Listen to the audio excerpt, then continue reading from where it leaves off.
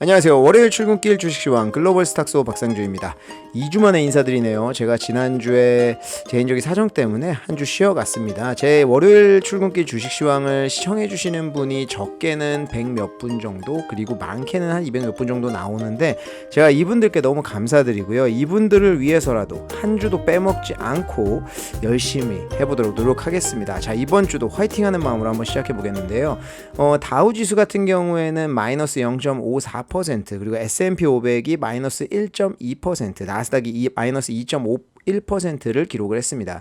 그래서 한 주에 대한 소감부터 좀 이야기하고 가자라고 하면, 굉장히 좀 답답했던 한 주였다 이렇게 말씀드리고 싶은데, 사실 CPI라든지 뭐 호재가 조금 있었음에도 불구하고 국채 수익률이 많이 오르면서 악재가 더 많이 퍼졌던 그런 한 주였다고 볼 수 있겠고요. 한 주 조금 주요 이슈들부터 좀 이야기를 해보면요. 먼저 이제 시작은 중국의 디플레이션 이슈로 좀 시작이 됐습니다. 중국의 7월 인플레이션이 이제 발표가 됐는데, 전년 동기 대비로 하면은 마이너스 0.3%. 그래서 드디어 마이너스가 나와서 이제 디플레이션이 가는구나라고 하는데요. 이제 긍정적으로 보자고 하면 예상치보다는 조금은 잘 나왔다, 이런 것들 긍정적으로 볼 수 있는데, 사실 외관상으로만 딱 보면 디플레이션 왔네 이렇게 볼 수가 있겠죠. 왜냐하면 이제 그 생산자 물가 지수라든지 산업 생산이라든지 이런 것도 조금 부진하게 나오는 그런 추이다 보니까요. 그리고 무역 수지도 나왔는데 이게 806억 달러가 나왔습니다. 예상치보다는 잘 나왔어요. 이전치보다도 잘 나왔고, 하지만 이제 자세히 좀 뜯어보면은 그렇게 긍정적이지만은 않았다라고 볼 수 있는데요. 수입액이 수출액보다 더 많이 감소를 했다라고 보면 될 것 같아요. 7월 수입액 같은 경우에는 마이너스 12.4% 감소를 했고요. 수출액 같은 경우에는 마이너스 14.5% 감소를 했습니다. 그래서 둘 다 큰 폭으로 감소를 했지만 예상치 대비해서는 수입액이 더 크게 감소를 했습니다.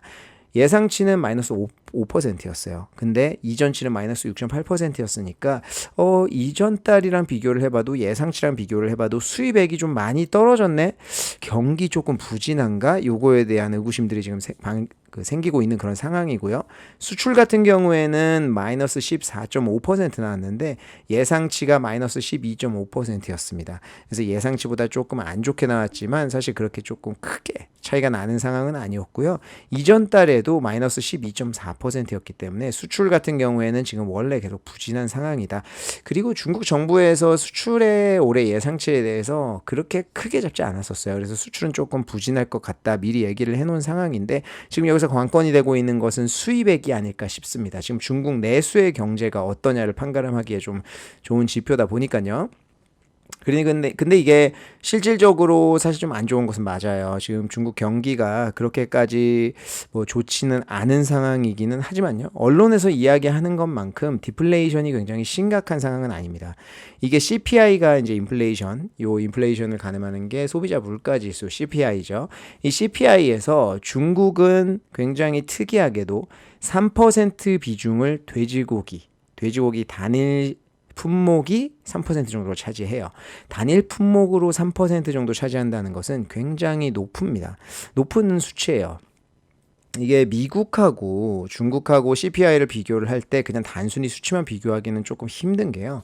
미국 같은 경우에는 30% 정도가 주거비예요.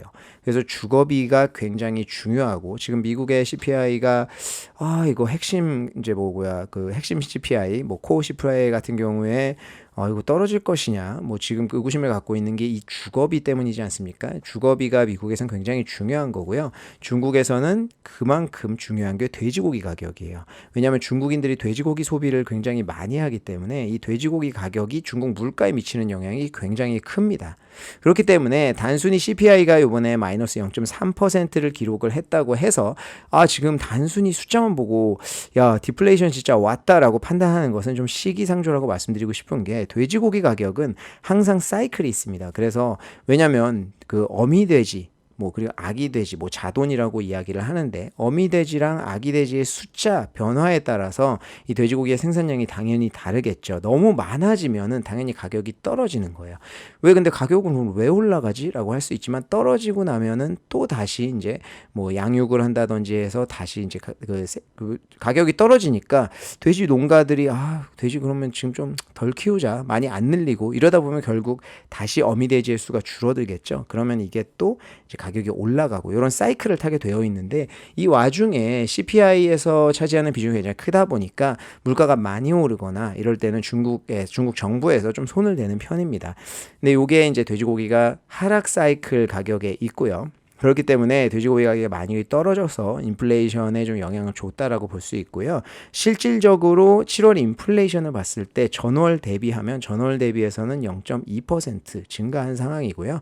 그리고 핵심 CPI 같은 경우에는 월별로 봤을 때는 개선됐어요. 그리고 그 와중에서 CPI, 서비스 CPI 같은 경우에는 회복세를 보였습니다. 그렇기 때문에 결론적으로 중국이 지금 경제가 힘든 거는 맞아요. 그래서 중국 정부의 부양책이 필요하고, 하지만 디플레이션, 지금 언론에서 이야기하는 것만큼 그 정도 수준은 아니다라고 봐야 돼요. 왜냐하면 그 정도로 지금 언론은 사실 굉장히 자극적인 것을 좋아합니다. 그렇다 보니까 이런 기사나 이런 것들을 항상 굉장히 자극적으로 내거든요. 근데 계속 그렇게 자극적으로만 보다 보면 우리가 중국 투자에 대한 기회를 놓칠 수가 있어요. 그렇기 때문에 이런 것들은 좀 냉정하게 바라볼 필요가 있다라는 것을 좀 이야기하고 싶고요. 그리고 중국에서 이제 단체 관광객 허용을 했죠. 그래서 이번에 한국에도 지난주에 이제 중국 관광객 관련된 주식들이 조금 들썩였습니다. 요게 좀 의미가 있는 게 중국이 이제 사드 보복 이후에 6년 만에 완전히 허용을 한 거거든요. 그래서 중국이 뭐 이제 외부로 나가는 거에 대해서 좀 허용을 하고 있고 소비를 장려하고 있다라는 것이 여기에서도 조금 드러나는 상황인데, 저도 뭐 제 영상 보시면 아시겠지만 중국에 그 출장 갔다 왔잖아요. 그런데 이제 비자 신청할 때 가서 지문 채취하고 굉장히 까다로웠었거든요. 가격도 비싸고. 근데 이게 중국 단체 관광 허용하면서 바로 없어졌어요. 그래서 이번에 깨달은 건 뭐냐면, 지문 채취하면서 항상 이런 생각했거든요. 도착해서 또 지문을 채취해요. 그래서 야, 이거 지문 채취해서 대체 어디다 쓰려고 하냐 이런 생각을 했는데, 지금 보니까 이거는 실제로 쓰는 용이 아닌 것 같아요. 이거는 정치적인 요인이 굉장히 강한 것 같습니다. 이번에 완전히 풀어주면서 바로 없앤 거 보니까 정치적으로 어떤 허들을 하나 더, 니네 중국 올 때 정치적으로 요새 안 좋으니까 그냥 비자 조금 내가 절차 더 넣어, 뭐 이런 수준이었던 것 같아요. 제가 봤을 때는. 아무튼 중국 가는 비자 받기가 좀 쉬워졌다. 현재까지 중국 해외 단체 여행 사업을 조금 보시면은, 그 중국에서 국제편으로 출국하는 편수 있잖아요. 이게 2019년도, 그러니까 팬데믹 전에 50% 수준으로 회복하는 데 그쳤어요. 제가 저번에 중국 갔을 때도 5월이었으니까 조금 리오프닝하고 거의 바로였어가지고 그랬던 것도 있지만, 국내에서는 굉장히 바글거렸거든요. 근데 국제선 같은 경우에는 굉장히 한산했었습니다. 근데 이게 앞으로 이제 단체 관광이 한국도 마찬가지고 일본도 이번에 같이 풀렸죠. 그러면서 조금 많이 바빠지지 않을까 생각이 들고요. 그리고 이제 단체 여행 비자 허용 국가가 60개국 정도였었거든요. 근데 요번에 주요 국가 위주로 넓히면서 여행객이 좀 많이 늘어날 것 같습니다. 이게 좀 허가를 했던 거를 보면요, 사실은 뭐 우호적인 국가들 위주로 허가를 했어요. 2월 달에는 뭐 태국이나 인도네시아 뭐 20여 개국에 단체 여행 허용을 했었고요.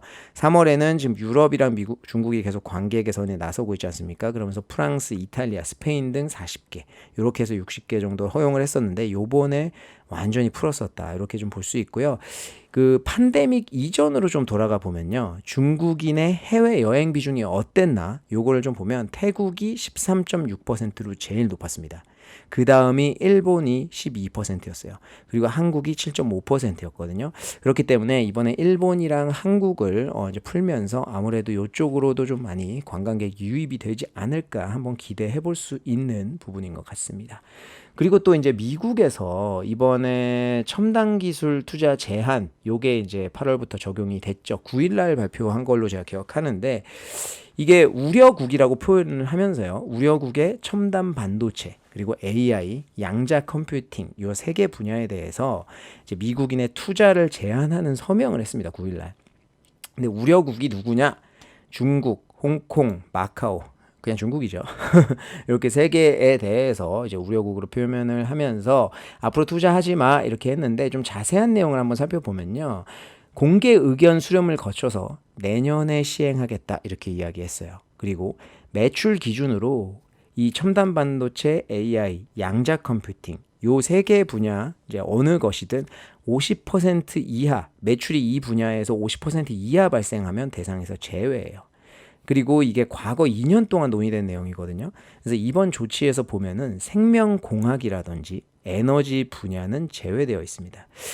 이게 첫 번째부터 먼저 보면요. 내년 시행이에요. 내년은 2024년도, 즉 미국의 대선이 있는 데인데, 이게 저는 결론적부터 좀 말씀드리면 이번에 바이든 대통령이 정치적 횡보 중에 하나이지 정말 중국을 제재하려고 하는 게 맞나라는 생각이 드는데요. 이게 지금 내년에 누가 대통령이 될지 어떻게 알겠습니까? 그리고 지금 바이든 대통령의 지지율이 굉장히 낮죠. 역대 대통령 중에서도 가장 낮다고 하니까 지금 뭔가 제스처가 필요한 거예요. 항상 이 제스처를 취할 때 가장 좋은 것은 외부의 적을 찾는 거죠. 그게 지금 타겟이 중국. 지금 2위로 바짝 쫓아오고 있는 국가이지 않겠습니까? 그러다 보니까 이제 중국을 공격하는 게 있고, 그래서 뭔가 제재는 해야겠는데, 와, 이거 실질적으로 제재하려고, 태양광도 그랬죠. 제재하려고 해보니까 미국 기업들이랑 너무 엮여 있더라. 그래서 야, 요거를 잘못 제재하면 지금 뭐 경기 침체 이런 우려 뭐 말이 많은데 지금 안 될 것 같다라는 생각이 들다 보니까 이게 내년으로 시행하겠다고 한 발 뺀 거예요. 그리고 과거 2년 동안 논의가 됐었는데 여기에서 생명공학, 에너지 분야 요쪽 빼졌잖아요. 요쪽 굉장히 중요한 분야거든요. 근데 지금 그 중국의 헬스케어 섹터는 물론 중국 내부의 어떤 반부패 척결 이런 이슈로 지금 좀 많이 힘든 섹터이기는 하지만 그 전에 팬데믹 전으로 한번 돌아가 보면요. 헬스케어 기업, 중국의 헬스케어 기업들이 홍콩에 상장을 굉장히 많이 했어요. 그리고 이 헬스케어 기업들이 미국이나 이제 뭐 미국 FDA나 뭐 이런 데 신청 그 승인을 많이 받아 있는 상황이었었고 굉장히 특허 출원도 많이 했었거든요. 그래서 그 사이에 뭐 CXO라든지 뭐 이제 CRO라든지 이런 분야에서는 미국이나 글로벌 기업들이랑 많이 엮여 있어요. 그리고 CXO 같은 경우에도 이게 위탁으로 개발을 할 때 처음에 이제 그 굉장히 어떤 환경 오염이나 이렇게 뭐 이런 것들을 일으키는 물품들을 많이 써야 돼요. 근데 이게 지금 유럽이라든지 미국 국가에서는 뭐 불법까지는 아니지만 굉장히 인식도 안 좋고 지금 많이 배제하고 있는 산업이잖아요. 그렇다 보니까 중국이나 뭐 태국이나 인도네시아 이런 그 동남아 국가들에서 많이 시행을 하거든요. 그렇다 보니까 이제 중국이 이쪽에서 차지하고 있는 비중이 꽤 높습니다. 이게 태양광이랑 똑같은 거예요. 태양광도 제재를 했지만 결국에 빠져나갈 구멍들이 있었다라는 거잖아요. 그래서 헬스케어 같은 경우에도 요번에는 이 대상에서 완전 제외시킨 걸로 예상이 됩니다. 그렇기 때문에 첫 번째로 내년에 시행을 한다는 것 자체가 대선을 좀 염두에 두고 어쨌든 정치적인 횡보를 한 것뿐이 아니냐라는 생각이 들고요. 그리고 매출 기준 50% 이하면 사실 이거는 굉장히 애매한 조건이거든요. 그럼 대상에서 제외되는 종목들, 그 기업들이 굉장히 많을 거예요. 그렇기 때문에 겉으로는 굉장히 세 보이지만 실제로는 좀 약한 규제다. 이렇게 좀 볼 수 있을 것 같고요. 그리고 이제 미국인의 투자 제한이 이제 뭐 VC 투자라든지 이런 거를 이야기를 했는데 사실상요. 그 VC 투자가 지금 미국의 VC들이 중국에 투자하고 있던 자금은 이미 굉장히 많이 빠졌어요. 이게 2021년도만 봐도요. 329억 달러 정도 됐거든요. 대중국 투자 규모가 VC들. 근데 22년도 그러니까 작년에 97억 달러까지 줄었습니다. 그리고 올해는 지금까지 반년 정도 된 걸 보면은 12억 달러까지 줄었어요. 그러니까 이게 지금 뭐 그래봤자 1조가 굉장히 많은 돈이기는 하지만 그래도 상당 부분 많이 줄어들었다라는 걸 볼 수 있고요. 329억에서 12억 달러니까 다 빠진 거예요.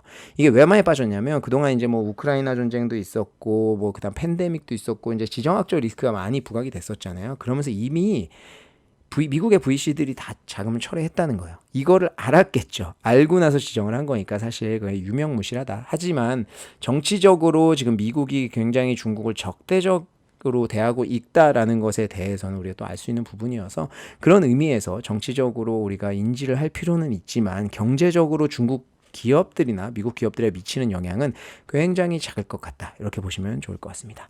자, 중국 얘기는 이 정도로 하고요. 미국의 이제 CPI 발표 어땠는지 좀 보겠습니다. 뭐 이야기 많이 들으셨겠지만 인플레이션 3.2% 나왔고요. 근원 인플레이션 4.7% 나왔습니다. 월간으로 둘 다 0.2%씩 증가했는데 이게 둘 다 인플레이션 같은 경우에는 예상치가 3.3이었으니까 예상치보다 잘 나왔고요. 근원 인플레이션도 예상치보다 조금 잘 나온 것 같아요. 이게 요번에 좀 상승폭이 그래도 제한됐던 것이 뭐가 있냐면 그냥 자세히 뜯어보면 에너지 가격이에요. 에너지 가격 하면 유가 그동안 좀 상승 트렌드에 있었는데 이렇게 보실 수 있는데 미국은 대부분의 이제 셰일가스라든지 셰일 오일 같은 게 있어가지고 대부분 본인들이 이제 그 소화할 수 있는 양들을 미국 본토에서 만들잖아요.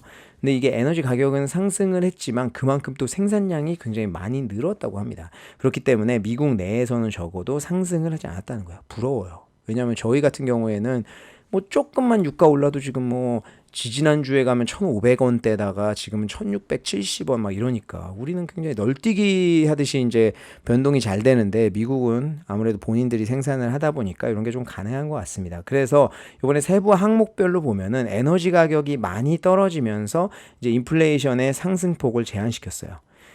근데 이게 조금 우려가 되는 부분은 주거비인데요. 주거비가 7.7%로 여전히 높은 수준으로 상승하고 있습니다. 이게 그 곡선 그래프로 좀 보면요. 이게 뭐 자세히 들어가면 곡선 그래프 같은 거 다 나오거든요. 식비 같은 것들은 굉장히 그 하락세가 급격해요. 그런데 이제 주거비 같은 경우에는 굉장히 완만하게 떨어지고 있습니다. 그렇기 때문에 향후에 어떤 인플레이션이 좀 많이 떨어질 거사 급격하게 떨어지는 트렌드로 갈 거다. 요거에 대해서는 기대하기가 힘든 상황일 것 같아요. 그리고 이제 뭐 그 식품 같은 경우에도 뭐 집에서 먹는 거, 외식비 이렇게 나눠져 있는데 외식비가 조금 많이 올랐거든요. 근데 그 외식비 중에서도 뜯어보면요. 뭐 Limited Service Meals and Snack이라는 게 있어요. 이거는 뭐냐면 Limited이고 그 다음에 이제 반대되는 게 Full Service거든요. 그러니까 이제 Full Service는 그 웨이터가 있고 팁도 주고 이런 레스토랑, 풀코스가 있는 레스토랑을 얘기하는 거고요. 리미티드 서비스는 이제 그 패스트푸드를 이야기를 하는 겁니다. 근데 이 패스트푸드 많이 올랐어요. 그러니까 이게 패스트푸드에 대한 수요도 많이 증가를 했지만 요거는 결국 패스트푸드에서 제일 중요한 건 임금이잖아요. 임금이 많이 상승하고 있다라는 것을 간접적으로 볼 수 있는 겁니다. 간접적으로 보지 않는다고 해도 임금 상승률은 아직까지도 좀 높은 편이죠.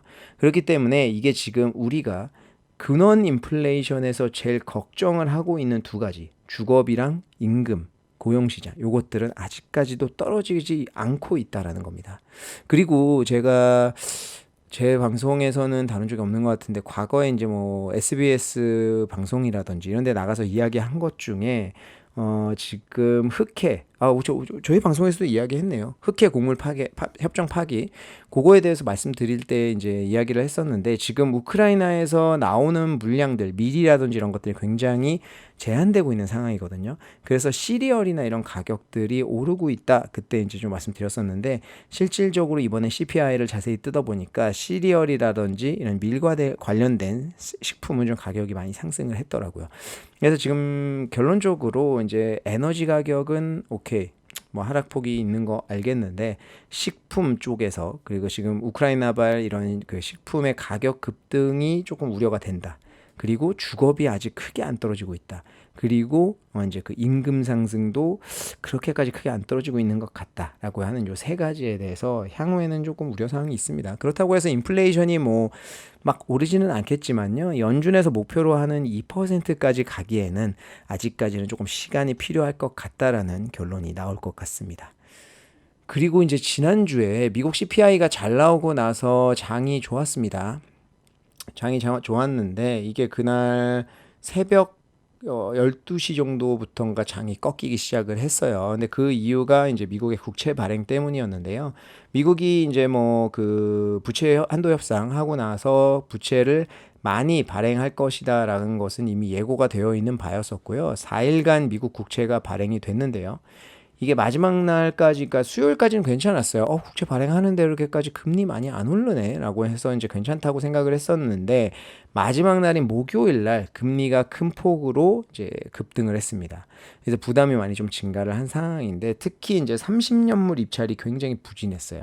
그래서 입찰 금리를 보니까 30년 만기 국채가 결국 4.189%로 입찰이 됐더라. 지난번에는 이게 3.9%였으니까 많이 오른 거죠. 이게 지금 왜 이런 현상이 나타나냐, 금리에 대해서. 지금 금리 연준에서 금리 그만 올린다는데 왜 지금 시장 금리는 자꾸 왔다 갔다 하는 거야, 이렇게 볼 수 있지만 결국에 지금 작용하고 있는 것들이 몇 가지가 있는데요. 미국의 경제, 이게 경착륙하고 있다. 이건 또 오히려 좋은 거예요. 좋다 보니까 지금 이제 금리가 오른다는 건데 특히 이제 미국의 30년도 30년이지만 10년물 있죠. 10년물이 주로 경기를 반영하거든요. 그래서 경기가 괜찮다라고 했을 때 이제 10년, 그래서 왜 이제 금리 역전에 대해서 많이 말씀하시잖아요. 이 10년물이 주로 경기를 반영하다 보니까 이 금리가 오른다는 것은 경기가 좋을 것이다라는 걸 좀 반증하는 거예요. 그래서 미국의 경제가 경착륙할 것이다 이런 전망들이 나오고 있으니까 10년물도 지금 오르면서 30년물까지도 오르고 있는 상황이고, 그리고 이제 재무부에서 국채 발행 확대한다고 하니까 당연히 물량이 많으면 금리는 올라갈 수밖에 없다. 왜냐면 제가 이제 지금 100 나와 있는데 100 더 풀 거야 이러면은 당연히 금리를 더 많이 줘야지 이거에 사람들이 이 국채를 사겠죠. 그러다 보니까 이제 금리 올라가는 거 효과 있고, 그리고 이제 또 기억하시겠지만 얼마 전에 이제 무디스에서 신용등급 강등했잖아요. 이제 신용등급 감등을 하면서 무디스는 은행이었었죠. 이제 신용등급 감등을 하면서 이게 또 이게 지금 미국의 국채가 당연히 신용등급에는 직결되어 있잖아요. 그러다 보니까 신용등급 떨어지면서 금리는 또 올라갈 수밖에 없다. 그리고 일본도 지금 YCC를 이제 그 폭을 상승을 확대하면서 금리 상승에 대해서 열어줬잖아요. 그러면 지금까지 이제 뭐 예를 들어서 일본의 국채 금리가 너무 낮으니까 미국의 국채에 투자하고 있었다라고 하는 사람들도 당연히 일본의 국채 금리가 올라가라고 하면 이제 일본 쪽으로 갈 수도 있는 거죠. 그래서 단순히 말씀드려서 이제 요런 이제 움직임들 때문에 요 네 가지 정도 원인으로 지금 국채 금리가 오르고 있다. 이렇게 좀 볼 수 있습니다.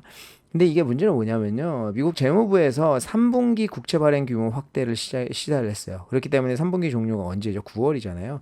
그래서 9월까지는 좀 높은 금리 수준이 이어질 것으로 예상을 하고 있습니다. 그래서 지금 금리가 오르다 보니까 이게 시장금리잖아요. 결국에는 시장금리가 오르면 여기에 바로 직결되어 있는 모기지 금리도 지금 올라가는 그런 상황이라서 부동산 개발 기업들이 지금 뭐 DR 홀튼이라더니 제가 과거에 이제 소개했던 이런 기업들 지금까지 주가 굉장히 좋았었거든요. 그런데 지금 조금 영향을 받고 있습니다. 근데 금리가 뭐 9월 이후에 다시 떨어질 수도 있고 9월 달에 FOMC에서 어떻게 발언이 나올지는 모르겠지만요.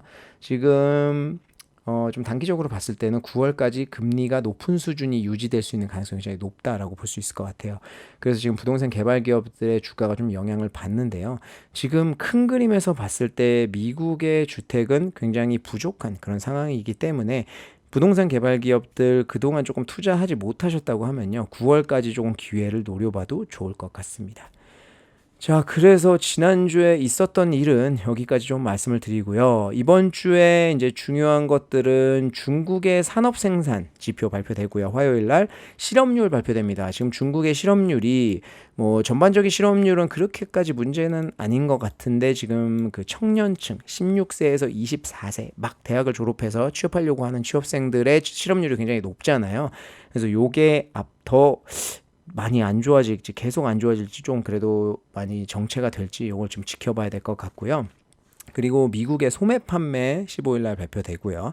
그리고 영국의 인플레이션이 수요일 날 발표가 됩니다. 지난달에 이제 깜짝 인플레이션 조금 괜찮게 나오기는 했었는데요. 7.9% 정도 나왔어요. 그래서 이번 달에 어떻게 나올지 좀 지켜봐야 될 것 같고, 영국은 지난주에 또 이제 GDP 발표됐는데 생각보다 괜찮았죠. 그래서 지금 영국이 그동안 문제가 많이 되고 있었지만 지금 좀 괜찮아지고 있는 그런 상황인 것 같아서 이번 주에 나오는 인플레이션 좀 중요하게 봐야 될 것 같고요.